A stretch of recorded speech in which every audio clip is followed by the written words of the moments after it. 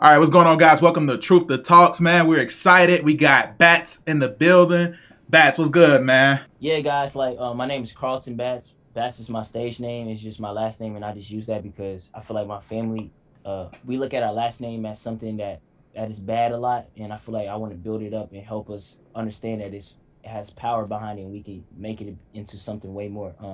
Born and raised in Nashville, Tennessee. I'm 19 currently, and man, I'm just here to have a talk with Trutha, man. Can't wait. Yes, sir, man.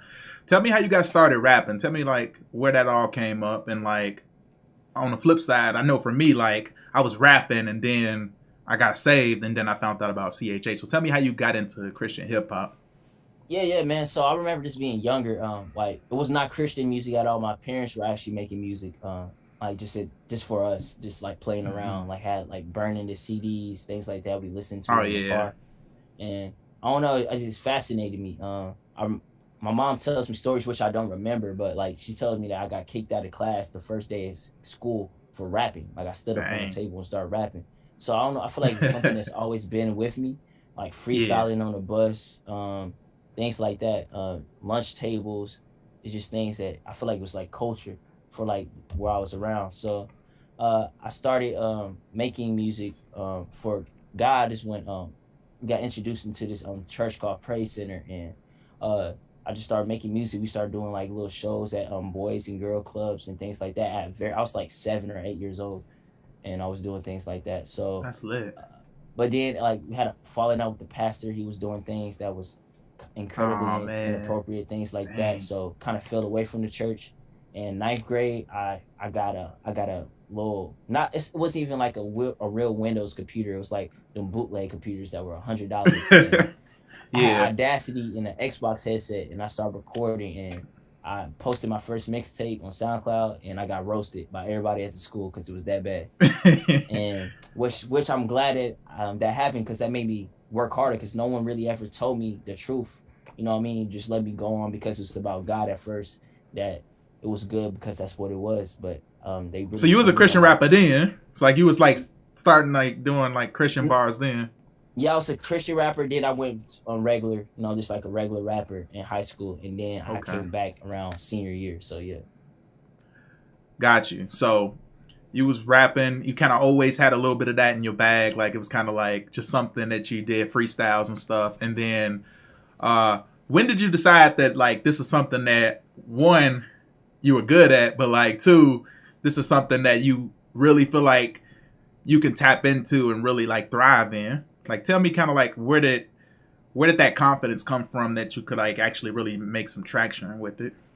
Yeah, so I didn't think music was gonna be the end all be all for me, because I had an audio class in high school. It was called Pathways for 3 years of my high school year, where we just learned about audio production, producing, engineering, how to work in a studio setting, like wrapping cables, maintenance of the compressors, how to Mm-hmm. run multiple DAWs, things like that. So I thought I was gonna have always have a job in music in general. I have a lot of Logic certification, things like that. So, but what That's really dope. All stood in high out to school me, too. yeah, yeah. That's So cold. what really stood out to me when I realized that this might be something that I can have a career is when I joined Ruslan's Patreon, and he was just self sufficient, and he wasn't relying on anybody else or other people, and he made his own thing. He was taking care of his family and things like that, and that's when it really opened my eyes. And I thought, man, this is maybe something I can pursue and grow in. So yeah, shout out to Ruslan. Man, shout out to Ruslan. I think everybody that's tapped into him, whether he was a part of his Patreon community or Mm-hmm. like just follow the videos. Like, I mean, that's how I got into rapping. Well, not into rapping, but like actually leveling up my raps was I watched a Exactly. video where he was like demoing different microphones, and like the first microphone he compared it to the one that was like a $3,000 one. And Mm-hmm. I just remember seeing that and I'm like, you know what, I was like, that $300 one didn't sound as bad. It didn't sound that far off from the Exactly. 3,000. So maybe I couldn't really tell. I couldn't I really couldn't hear the tell. difference. Now I probably couldn't now Mm. because I've taught myself how to mix and engineer. But like at the time I was listening to the two, I'm like, you know what? All of these mics are better than what I got.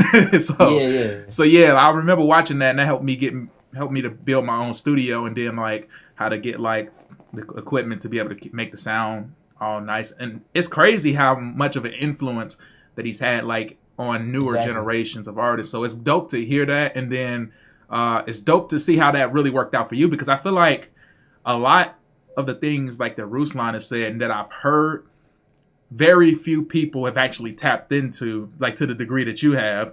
So Yeah. talk to me a little bit about how, and the title of this video and the thumbnail is like, you know, outworking your heroes. So tell me how you were able to, yeah. So tell me how you were able to get to a place where, like, you just realized that, like, hey, I feel like I have talent. I feel like I'm good at this. I just Yeah. got to put in the work and do it in a way, like, where, like, I have a rhythm that's, I have to tap into a sound and then continue. And how were you able to build up a following, and how are you able to, like, decide, like, this is the sound that I'm going to push into?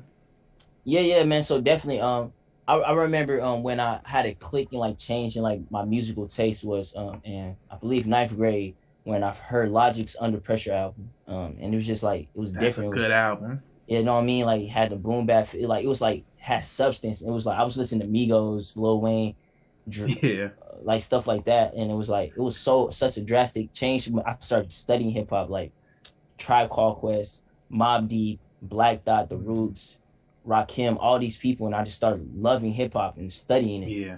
And I feel like I can do like the modern hip hop trap 808 type songs really good. And if I really did it, I feel like I would excel in that. But you gotta I think a lot of artists tend to forget that music is a very saturated business. So I feel like we have to find spots that are not as oversaturated or something that's lacking in a certain space so you can fill that spot before anyone else does and do it correctly and do it right. You know what I mean? So Right. I feel like boom bap in the 90s, the soulful instrumentals, the actual bars, and but not being old, like it feels timeless, and that's Right. something that I really wanted to like capture. So I just start digging in that hard, and then how I start building my following and things is just really looking at everybody else, everything that I want to become. Like I start studying Russ, not Ruslan, Russ, like Oh, the the rest of the Hispanic artists. guy. I start posting on TikTok multiple times a day, like 10 times a day, grinding. I learned so many skills from that. Hmm. Even though if those followers then transfer to real revenue and streams, I'll learn skills that I would never forget. How to Right. communicate in short form content, how to get my point across very fast. So it's just it's a lot. Now that's what's up. Yeah, Russ. The thing that's dope about Russ was, like, the consistency made it to where, like, you would always see him, or and always, like, hear his music. So it's always something Exactly. out. So it gave him more opportunities, like, to be at bat, and ironically, like, be at, you know, more opportunities at bat, and your name Bats, right? So Yeah, yeah. the funny thing is, like, when I look at, like, your TikTok following, so for those of you who don't know, Bats has a huge following on TikTok. That was the first successful social media that he built up, and he has that. I believe it's at 286,000, somewhere around that Hmm. now, Yeah. which is crazy. And I think I think, at least from the outside looking in, watching that kind of unfold, I think I came on board like around 200,000. So, like, I Yeah. think I was already you already got most of the following on there. But, like, at least from the outside looking in, the one thing that I got from your approach was, okay, the more the harder I work at something, the more opportunities I'm putting myself in a situation where I'm going to succeed at it. So, like, if you do Exactly. 50 TikTok videos in a week, One it's of a them much was gonna blow up. exactly Yeah, one of them is going to blow up, just off of sheer volume, and also off the sheer you looking at the numbers. Okay, this one got 100 views. Okay, this type of content got 1,000. Okay, exactly. and you're just learning from it. So it seemed like you did, like, an approach of continuing to hone in on your craft, continuing to work at something, but like, pushing it out, getting an influx of content, and then giving yourself more opportunities to potentially hit a home run with one of them. Talk to me a little bit about Exactly. kind of like the mentality of going into TikTok and how you translated that to, like, music. Yeah, man. So this how I look at things. Like let's break down like my videos. I shoot all my own videos, right? And they're Yeah. not A plus S tier videos, but they're I look at them as B videos. I believe that 10 B videos are way more important than one video a year. Like I got 10 That's a videos bar. out. I got 10 videos out in 6 months, and you have one video a year, but it was like artistic and perfect in every single way, but it wasn't sustainable. So that's Yeah. how I started looking at things. I can these TikTok videos I might doing them fast, and I might not be putting as much effort in them, but I'm creating quantity, and they're decent enough where people are wanting to go check out my other things and learn more about me. So that's just, I had to let my ego, because I'm almost a perfectionist myself. Like I didn't want anybody to Yeah. hear anything before it was at that perfect moment, or the way that I really wanted it. And none of my, I can say none of my, I go back to videos now and people send me and be like, man, this video is funny, and I cringe when I look at it. I'm like, oh my God, why I say that? Why I do that? But it helped me out so much. So I feel like as artists, we really have to see what our goals is, because the artistic Yeah. 1 year things, it works for certain people, but you have to have a plan around that that's gonna make it work. And if you don't have that money, that time, that push, or that sustainable fan base already, it doesn't really make sense for us to work in that way. So yeah. No, that's amazing. And I mean, he said from the jump he's 19, and you rap, you produce, you mix, master, you record your own videos. I know you got somebody helping, because you ain't got that many arms, right? Yeah, you got somebody. My girl, she hold the camera. Yeah, yeah. So you got it all in house. You got your girlfriend who is helping to do the visual, so she's also developing in her ability to film as well. Exactly. So like you got a videographer that you're real close with, that you can kind of, and here's the thing, because I have my wife help me with my visuals too, and one of the most dopest things about women is women know how to make men look the best way that they should. They know the angles with the cameras, whereas we don't know angles like women do. So they know the angle that's going to make us look the most flattering, it's going to actually like get the money shots that we need. So having your girlfriend do it is excellent. It's a reason why the videos have come out really well. And like, thank you. Like I noticed that's a thing that a lot of people,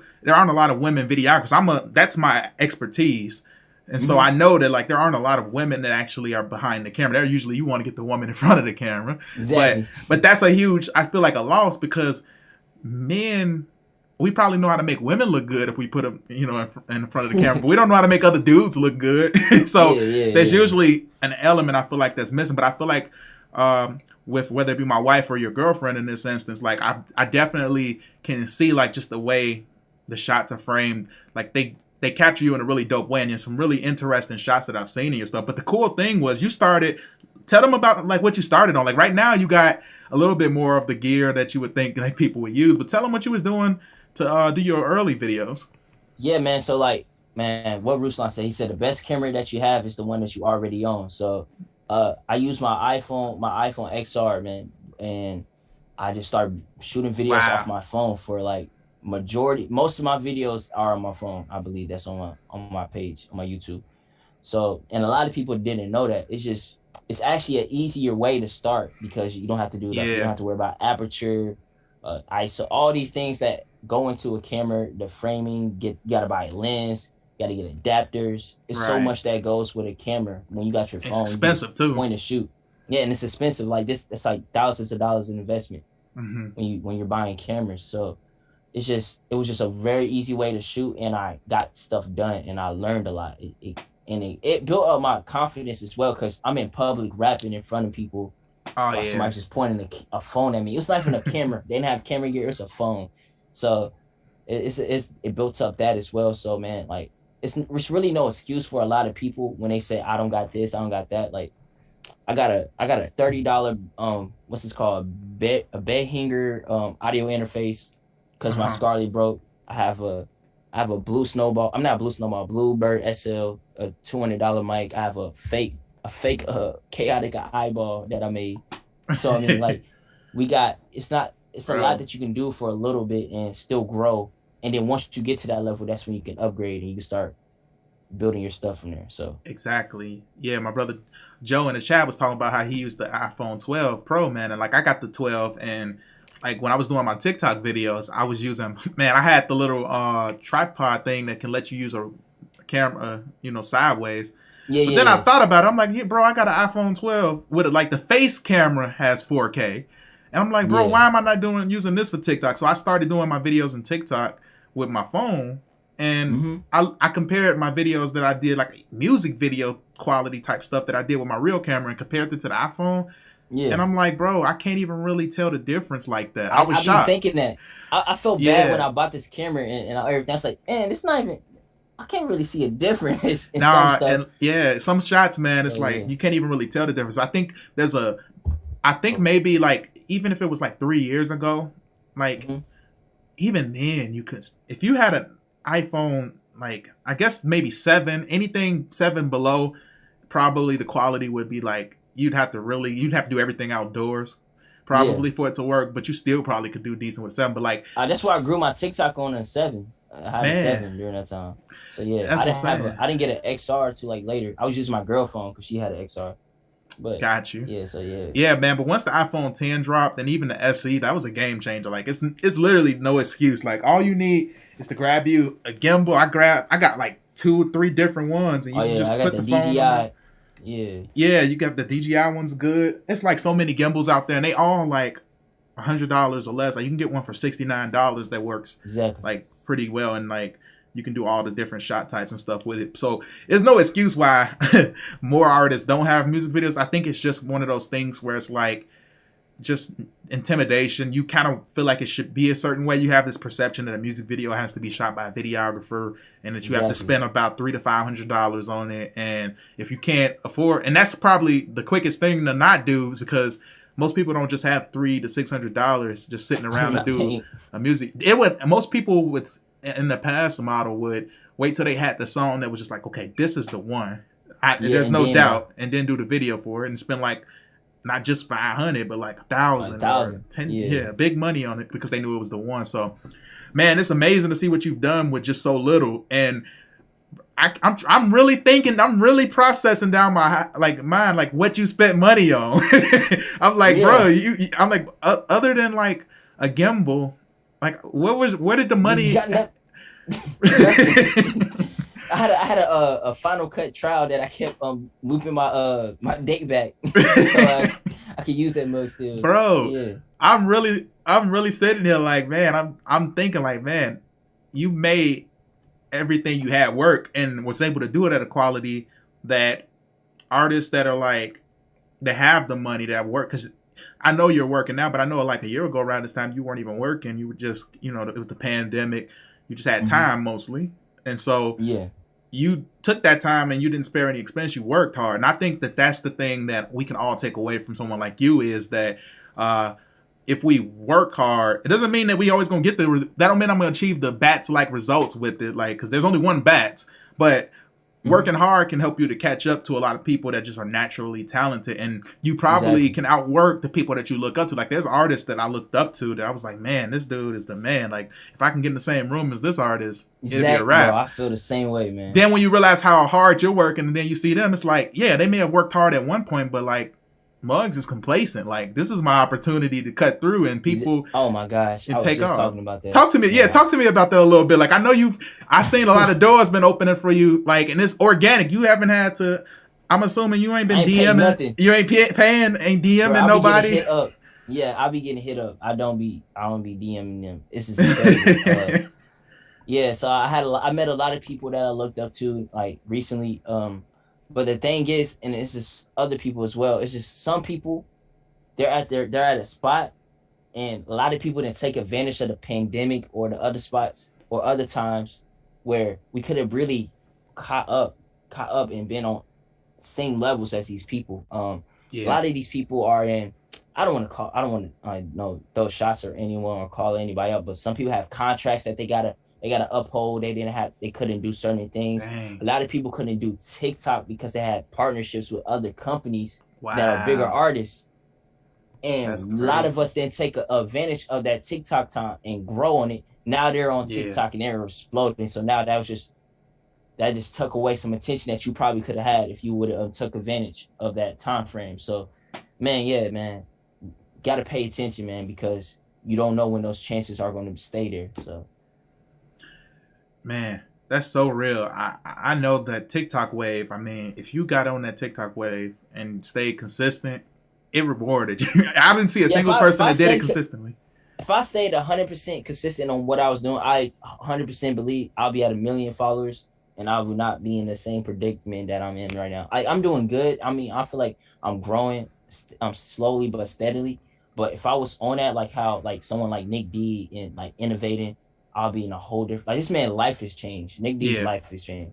So exactly. yeah, Yeah, and that's the thing. Like, it's levels to it, even across the hard workers. Like, I consider yourself a hard worker, but then we look at Nick D, you're like, dang, he mm-hmm. work hard too, Man, man. that's It's a hard like, worker. so it's crazy Yeah, to see the different levels, but that's the thing. Like, Nick D is now someone else's hero. He might be like your hero when it comes to the TikTok space, but like, who was Nick D's hero? And then I look at the work ethic, and I'm like, Nick D probably is outworking most people that he probably looked up to or had like high regard of. And so I just really think that like we're in a time now where like the middleman has been cut out. Like there is no middleman. Like there might have been a season where oh yeah, it's a gone. Rapzilla cosign was everything, or a Lecrae cosign was going to take you through the top, especially in the Christian space.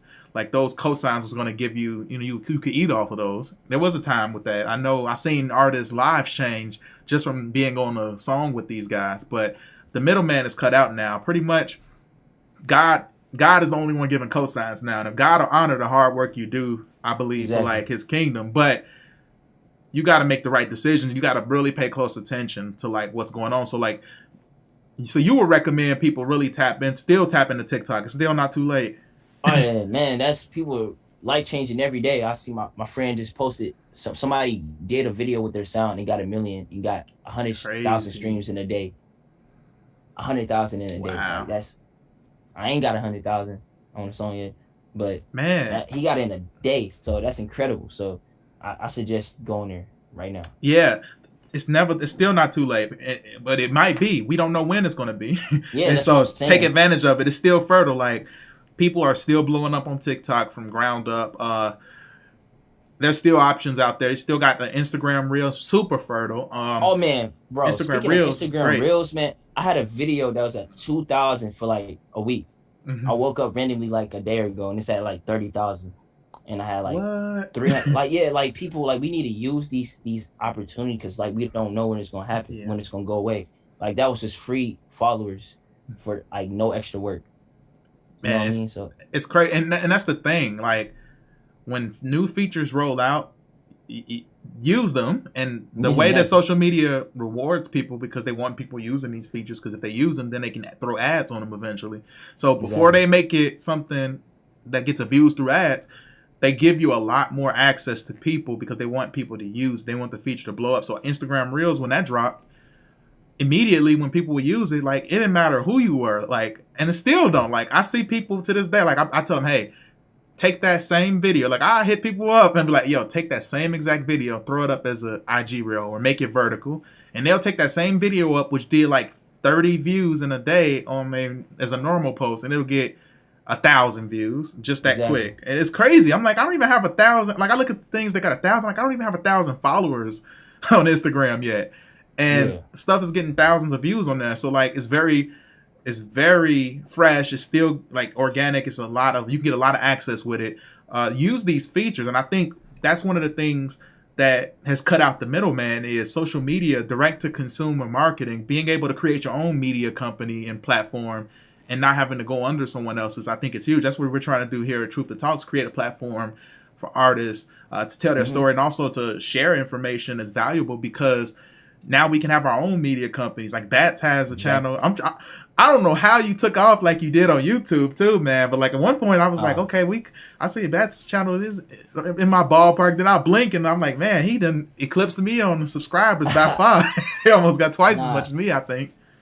Nah, man. I don't even know what happened, to be honest with you. I can't even point it to but yeah, I don't even really feel like I did it. Like if I really did YouTube, I feel like a lot of people there's not a lot of people in our space doing YouTube like how you and other people are doing as well. And it's going to pay off at the end, man. I promise you, bro. I'll be watching your videos and bro, like it's going to work.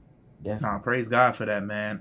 Praise God. Let me ask you this. So we talking about using TikTok, social media, making smart moves, how we can outwork our heroes and potentially even eclipse them in a sense. Not from a prideful standpoint. It's just like we don't need heroes to look up to anymore. I mean, we look up to the process now. We respect the process.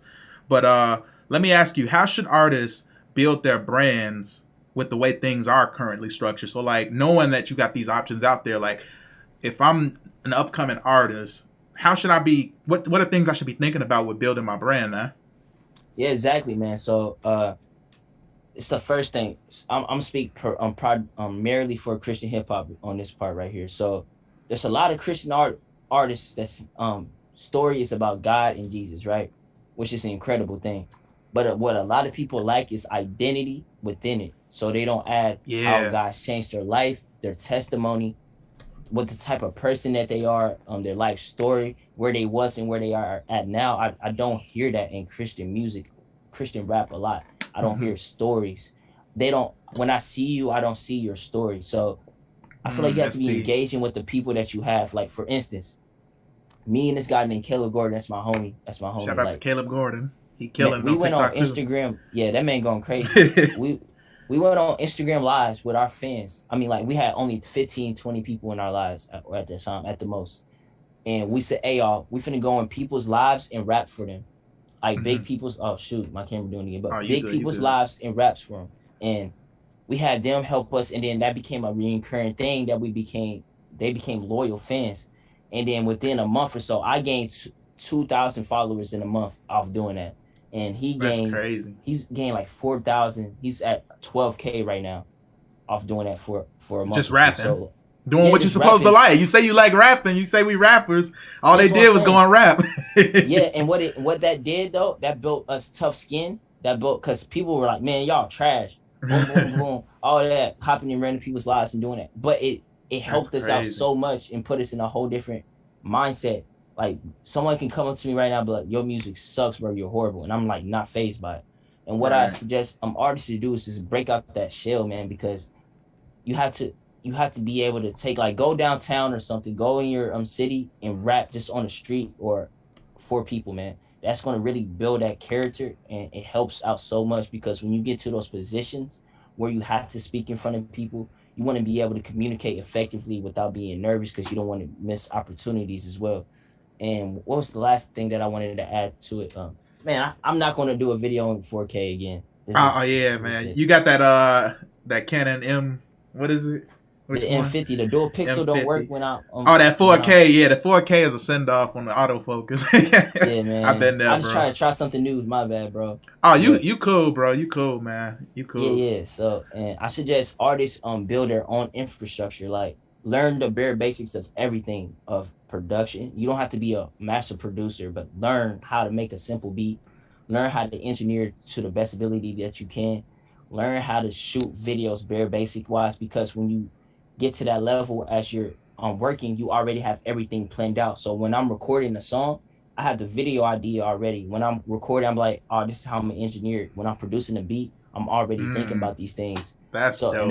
And that helps your workflow as well, guys. It really does. I've been releasing songs a week or every 2 weeks with the video faithfully for a minute now, and it helps. So I just suggest artists do that. So, nah, man, I love it. I think the part that really hit me the most is like really putting yourself out there. Like, especially if, like, here's the thing. Like, I look at you as a confident dude, but like, I know, I could tell that still there was an aspect of like, yo, like, getting the confidence to like really bring this out everywhere. And I could tell, I seen a shift where it went from like, you know, you make music to like, no, I make music. I'm here to stay. Yeah. I saw a shift in it, but I could tell that came from like doing those lives. Like, that's dope to me. Like, so when you say hop into, so these were people that had like followings that were, okay.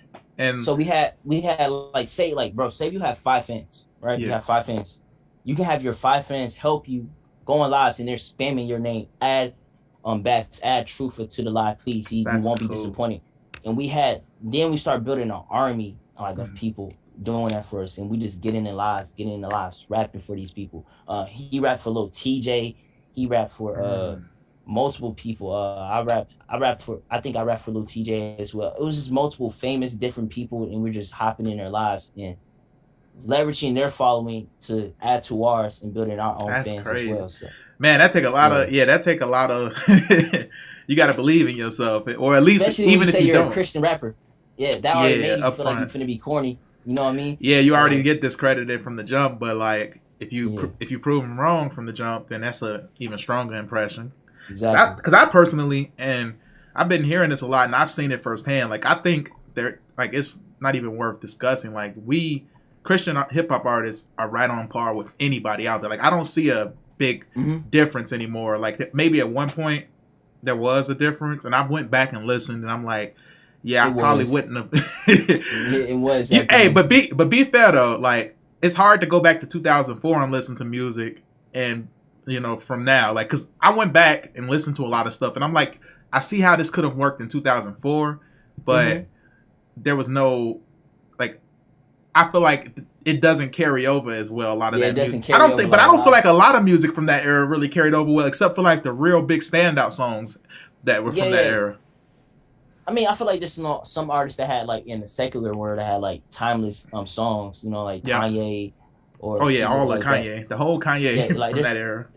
Yeah, but I feel like there's certain people that stand out, but I feel like there's more people now that stand out and are on par with these people as well, because it's just information is so wide now, like where you can learn a lot and you can steal a lot. And it don't cost as much to make music. I mean, it don't cost once back got it's some couple of like down payments he made on equipment, but under $500, and he got a setup and he can make music that most people would think you were in the studio. Like most people probably that don't know you that see what you're doing is like, man, like Bad's got money, or man, Bad's got he knows somebody. He know Kendrick, he knows somebody and he not telling. You know how many people ask me, bro, let me hop in your studio, man. I got I got a TV table, bro, with my mic on it. I got those 2 makeshift tables that I just carry around with my stuff. I don't got a studio, y'all. So you don't really need it. Like you don't where I'm at. So yeah. The game is changing, and I feel like you're a good reflection of that. I feel like you exactly what like most people who are like, because you're 19, I'm 27. Like if I knew I always had my own studio since I was like really 16, but I had like you had like an Xbox type, like one of those type of mics, like the headset mic.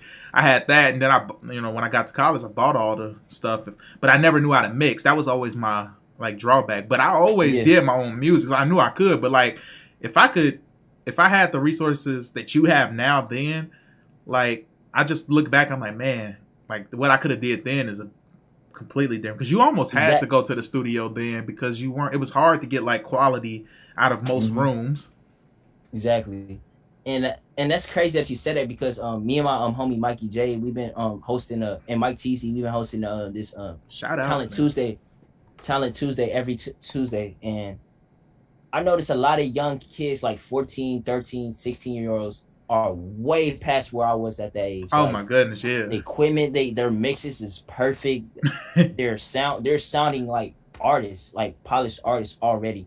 And that's incredible to think of, because that's going to only get better and better, because as more information, you can just learn so much. And that's going to apply to everything, not just music. You'll have kids, chefs, because they just watch a YouTube video how to cook something. Like, there's going to be so much things that's going to really grow from that. So, yeah.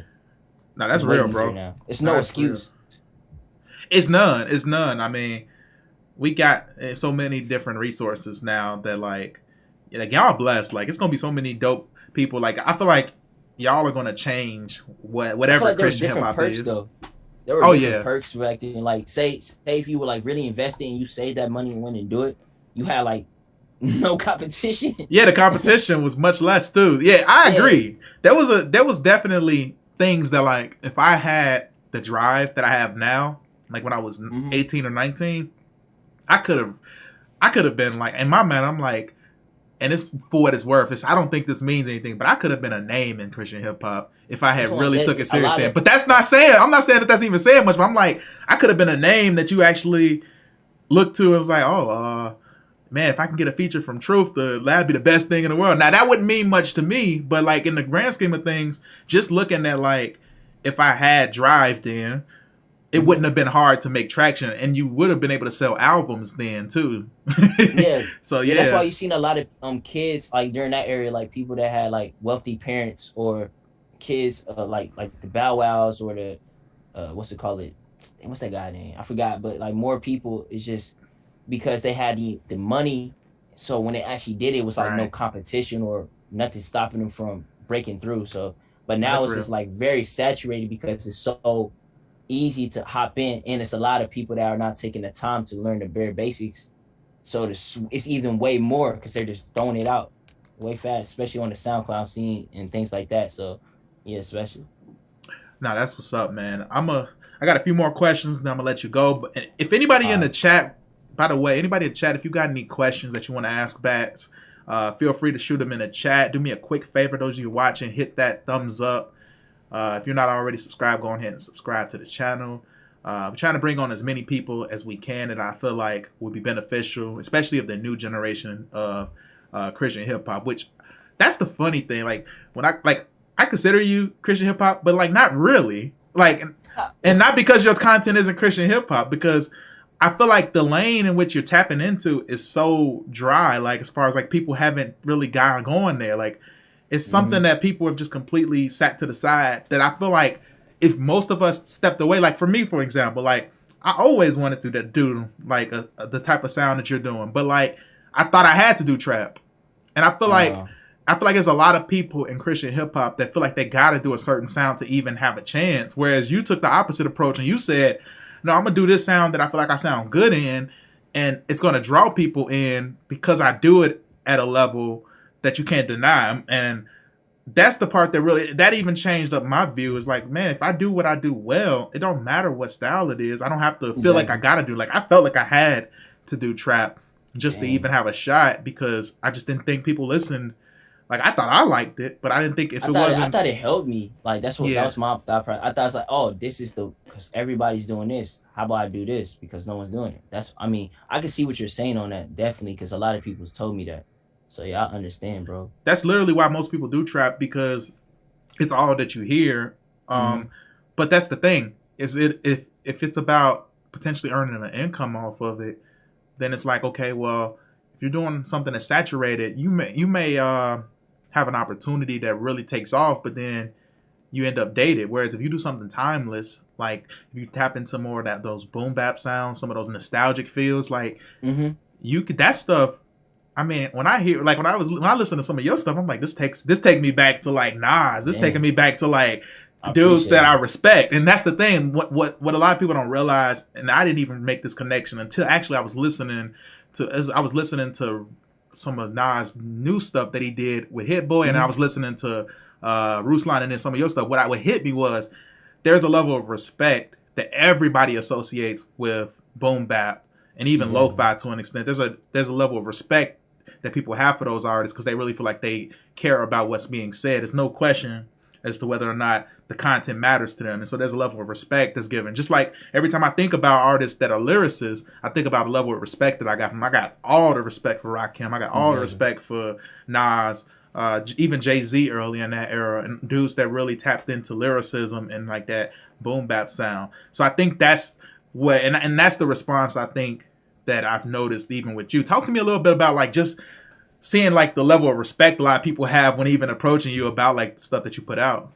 Yeah, man. I think it's strategic. I'm not gonna lie. It's very strategic because I like that the trap music as well. Actually, like before I started doing this, like the boom bap, like I was like yelling like that rage type music, like where they like, so like it's very intentional. When I start, because I love hip hop. It's just in general. So yeah, like I was surprised when like someone like DJ Michael V hit me up. He just shouted me out and stuff like that and just showed mad love and like he had respect for it and like and did it multiple times and it was crazy to me because I couldn't believe it. I couldn't fathom it. But then I started looking at why I like Kendrick, why I like Cole, why I like someone like Nas or Jay-Z is because they were doing more with music than just making a good song. I was learning things from it.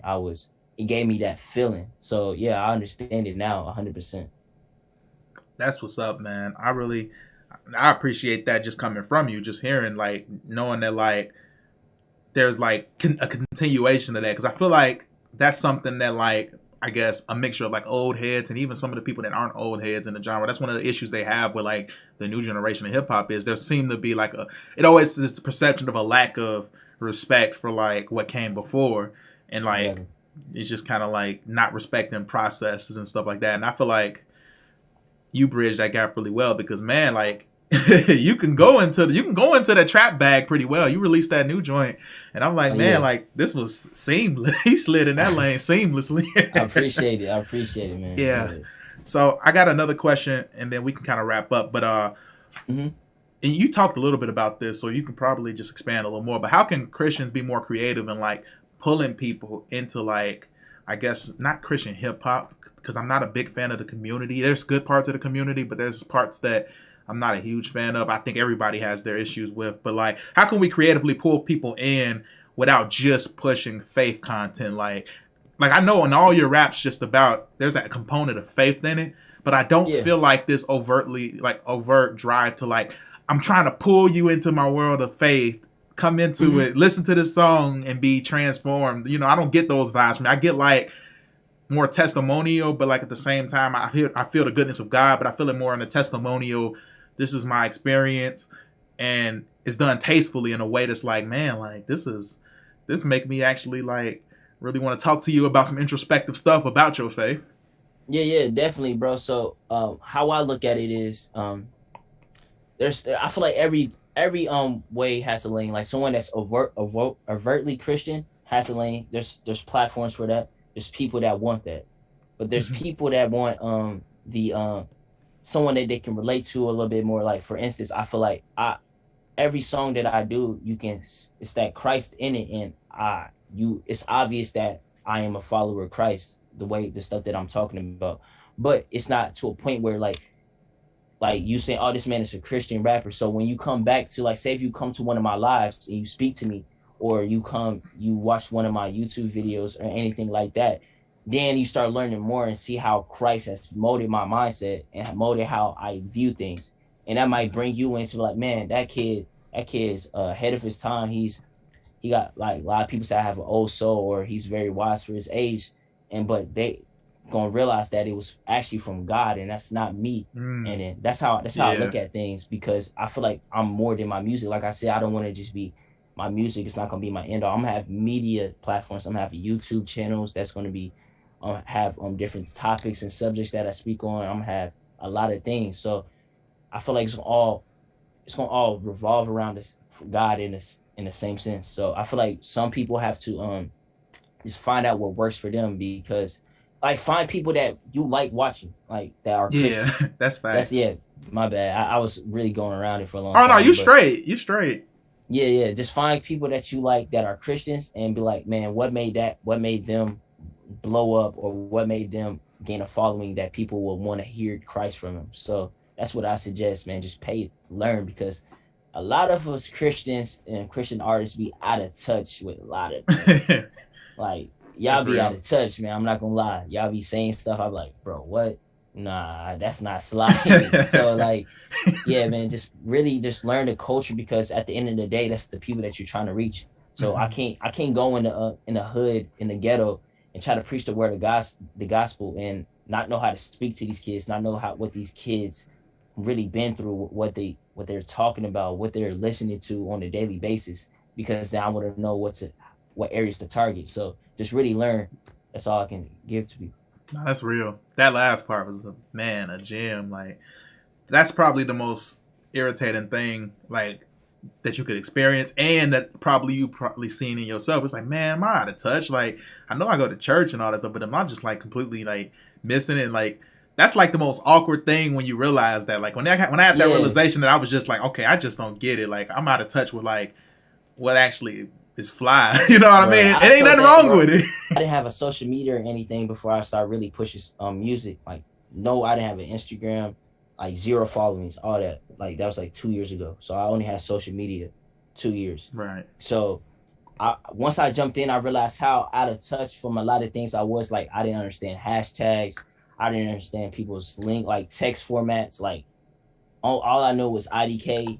People put some other stuff. I'd be like, bro, what is this? I felt like an old man. So I just really had to study and just learn the stuff so I can reach and engage these people effectively. And that's what a lot of us are missing. So exactly.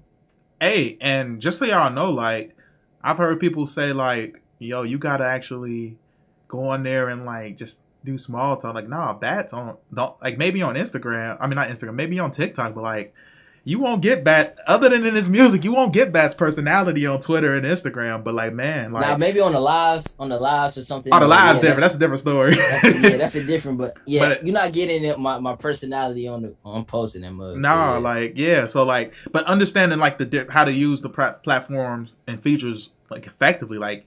You show more on the live streams. You show more on TikTok. So and even IG reels, you do more different things, and like you can get a better idea of like personality, sense of humor, all that stuff. But effectively using those platforms, I think that's literally like your testimony when it comes to like branding and everything. And what it really did was it saved you a lot of money. It wasn't the easiest path. Like if you had like a few stacks, you can just probably advertise some of this. Yeah, you can advertise a lot of this stuff and save a lot of the time and build a following like that. Like I could probably get the amount of followers I want if I just pull out a stack and just constantly run ads and gear them toward adding followers. But yeah, like that's going to be a huge use of money, and yeah, it's kind of cheating.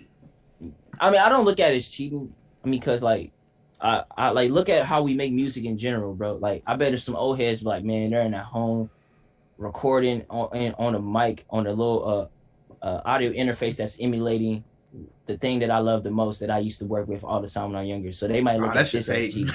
That's just hating.